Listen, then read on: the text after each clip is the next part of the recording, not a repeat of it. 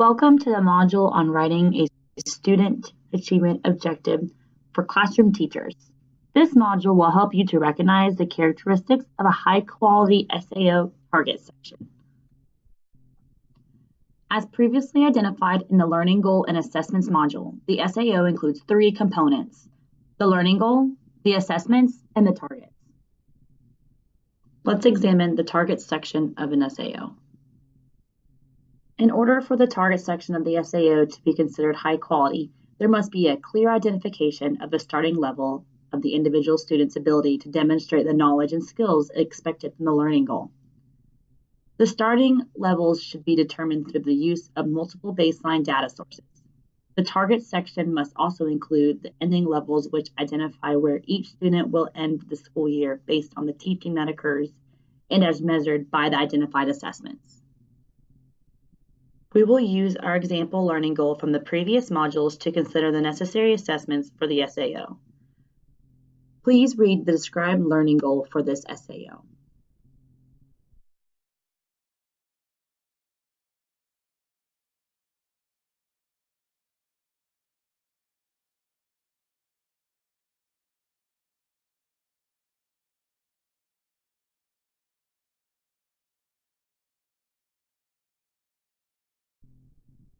The baseline data sources identified for this learning goal are student writing scores on the state test, surveys to identify if students like to read and write, and vocabulary tests. Based on the way this information section is written, there are several reasons that it does not demonstrate high quality. Can you identify at least one of the reasons?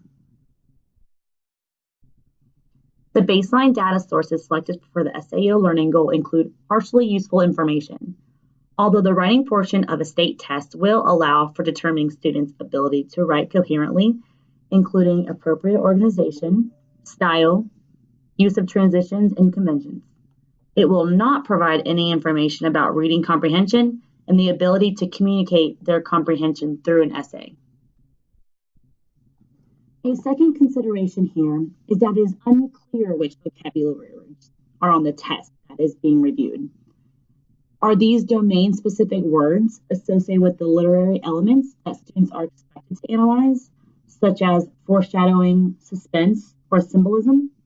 Or is the vocabulary word selected because a teacher has identified them as important? If they are latter, domain-specific vocabulary, that information will provide useful information since students are expected to know these terms in order to be able to analyze them when reading grade-level text. Also, the survey is partially useful. Determining if students like to read or write, they may be more interested in the expectations of the learning goal and may therefore perform well.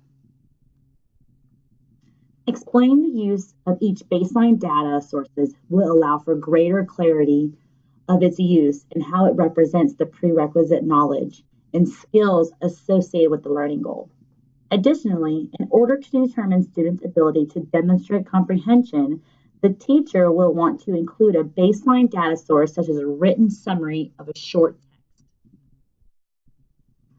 The target section should include all students contained within one class, and each student's name should be recorded in this section based on the expected target level by the end of the year. In other words, if a student's baseline level is considered average, but by the end of the year, the student will be considered high, then the student's information should be recorded in the high level section.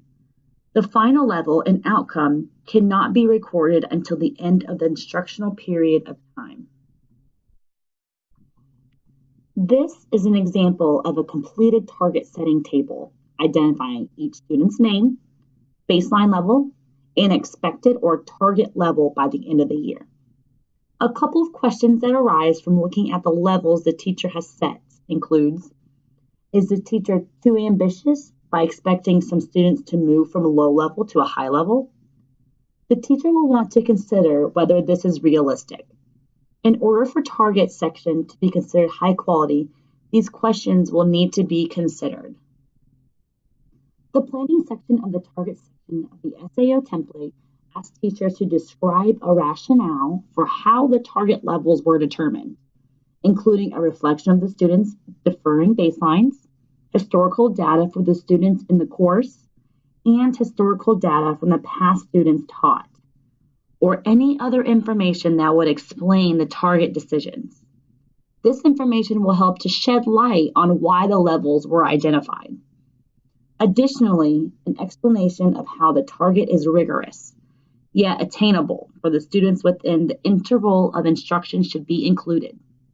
There are often situations in which students may not move out of the designated level, such as a student who begins in the below level and the target indicates that the student will remain in the below level.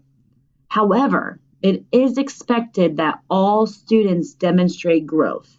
This section should explain how students who do not move out of a level will demonstrate growth nonetheless.